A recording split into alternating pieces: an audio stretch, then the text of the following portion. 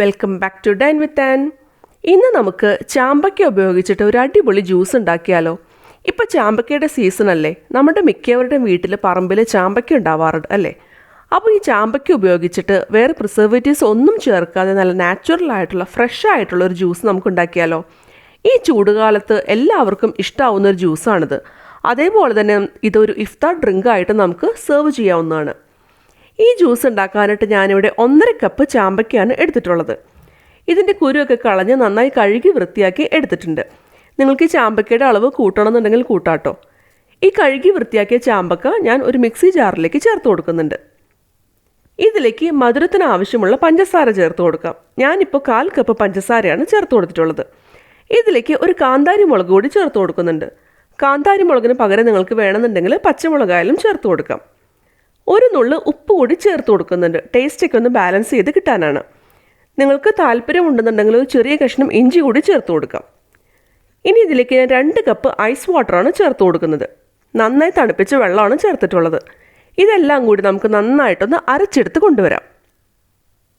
ഇപ്പം ഞാനിവിടെ ജ്യൂസ് നന്നായിട്ട് അരച്ചെടുത്ത് കൊണ്ടുവന്നിട്ടുണ്ട്. ഇതൊന്ന് ടേസ്റ്റ് ചെയ്ത് നോക്കുക. മധുരമൊക്കെ ഇനിയും ആവശ്യമുണ്ടെന്നുണ്ടെങ്കിൽ പഞ്ചസാര ചേർത്ത് കൊടുക്കാം. ഇനി അതല്ല കുറച്ചുകൂടി വെള്ളം ചേർക്കണം, അല്ലെങ്കിൽ കുറച്ചുകൂടി ചാമ്പക്കയൊക്കെ ചേർക്കണം എന്നുണ്ടെങ്കിൽ നിങ്ങൾക്ക് ചേർത്ത് കൊടുക്കാവുന്നതാണ്. ഇനി നമുക്കിത് നന്നായിട്ടൊന്ന് അരിച്ചെടുക്കണം. അരിച്ചെടുത്തില്ല എന്ന് വിചാരിച്ചിട്ടും കുഴപ്പമൊന്നുമില്ല. ചാമ്പക്കയൊക്കെ നാച്ചുറലായിട്ട് നമ്മുടെ വീട്ടിൽ തന്നെ ഉണ്ടാവുന്ന ഒരു ഫ്രൂട്ടല്ലേ. അതേപോലെ ഇതിലേക്ക് നമ്മൾ എക്സ്ട്രാ പ്രിസർവേറ്റീവ്സ് ഒന്നും ചേർത്തിട്ടില്ല. പക്ഷേ കുട്ടികൾക്കൊക്കെ കൊടുക്കുകയാണെന്നുണ്ടെങ്കിൽ ഒന്ന് അരിച്ചിട്ട് കൊടുക്കുന്നതായിരിക്കും നല്ലത്. ഇപ്പം നല്ല നാച്ചുറലായിട്ടുള്ള പിങ്ക് കളറിലുള്ള നമ്മുടെ ചാമ്പക്ക ജ്യൂസ് ഇവിടെ തയ്യാറായിട്ടുണ്ട്. ഈ ഒരു സ്റ്റേജിൽ നിങ്ങൾക്ക് വേണമെന്നുണ്ടെങ്കിൽ പഞ്ചസാര കുറച്ചുകൂടിയൊക്കെ ചേർത്ത് കൊടുക്കാം കേട്ടോ. ഇത് സെർവ് ചെയ്യുന്ന സമയത്ത് കുറച്ച് ഐസ് ക്യൂബ്സ് കൂടി താല്പര്യമുള്ളവർക്ക് ചേർത്ത് കൊടുക്കാവുന്നതാണ്.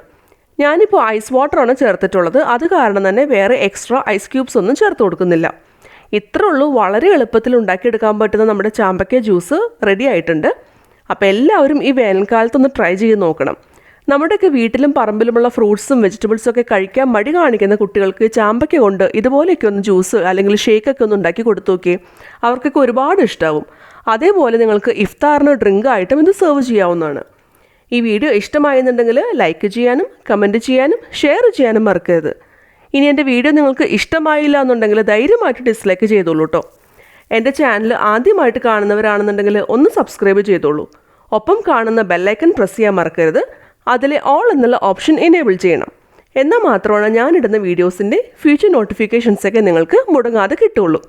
വീണ്ടും വേറൊരു അടിപൊളി റെസിപ്പിയായിട്ട് അടുത്ത വീഡിയോയിൽ കാണാം. ബൈ.